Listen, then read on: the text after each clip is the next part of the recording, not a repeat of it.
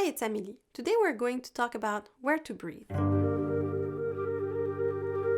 So sometimes when you play a piece of music, it's very obvious where to breathe. You might have some rests, or you can see that the phrase ends and then it's a good time to breathe there. Or sometimes you have a very long note and you can shorten it a little bit.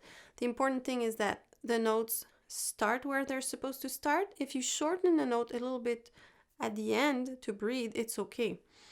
But sometimes we don't have much space to breathe, and sometimes it's a bit more difficult. And what I observe a lot in beginners is that they tend to breathe at the bar line.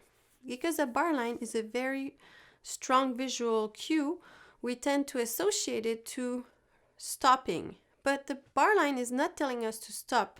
It's just saying that, let's say we're in 4/4, that we've had 4 beats of quarter notes. So let's say I look at Bach's partita. It's all in 16th notes, and where do I breathe? So I'm going to breathe after the first note of the bar because everything is going towards that first note. And very often in music, the bar is built this way so that the first note of the bar is very important, and then the other notes are going towards this next note of the first note of the bar. So you shouldn't breathe between at the bar line.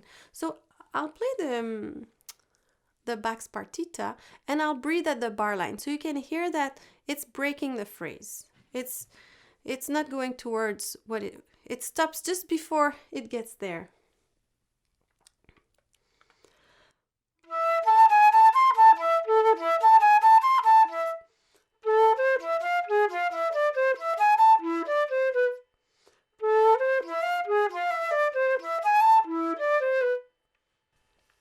So you can hear that it's chopped and it's not very musical this way. Now I'm going to breathe after the first note of the bar.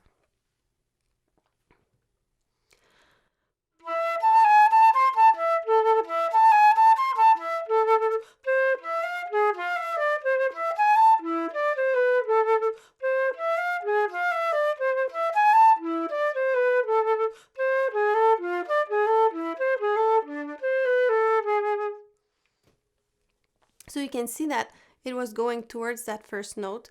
So I play that first note and then I breathe after. And it's helping to make it way more musical.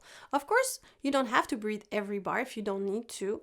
Or if you need to breathe more, you could also breathe after the first note of the third beat. So usually on strong beats, composers will put the notes that are the most important in the piece. So breathe after the first note of a strong beat and you should be okay, you know. Of course, you have to look at the whole context of the piece. As I said before, if there's a cadence, if there's a very long note that maybe you can shorten. Also, if you play with piano, you can check and see what the piano's doing behind, because if the piano under is doing something very rhythmical, maybe you don't want to breathe too much there because it's going to be more difficult to be together. But if the piano's holding a long note or even not playing there, maybe it's a good place to breathe. There's a lot of things to consider. But what I want you to remember for now, for that video, is really about, don't think that the bar line is a cue to breathe. It's just saying that the bar is over. And breathing after that first note of the bar would be a way better decision in 95% of cases. I hope this video was helpful. If you liked it, please like it. If you haven't subscribed yet, please subscribe. And if you have a comment, leave it down below. Thanks for watching.